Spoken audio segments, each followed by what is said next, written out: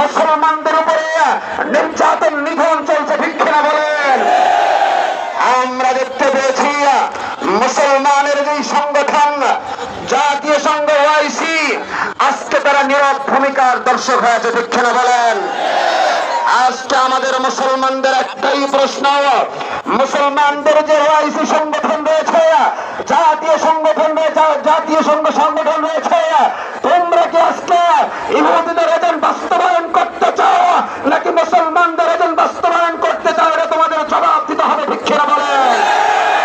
আমরা আমাদের বাংলাদেশের ধর্ম উপদেষ্টা ডক্টর ইউনূসকে বলতে চাই, অনতি প্রধান উপদেষ্টা ডক্টর ইউনূসকে বলতে চাই, অনতি বিলম্বে ইসরায়েলের বিপক্ষে, ফিলিস্তিনের পক্ষে আপনি প্রতিবেদন জারি করুন, ঠিক কিনা বলেন?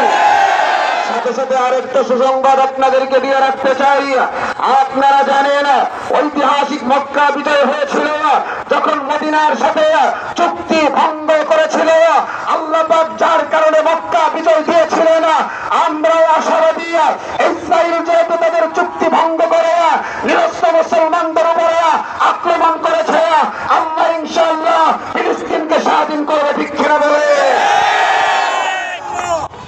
ধন্যবাদ ভাই মুফতি লিয়াকত হোসেন আমুলকে।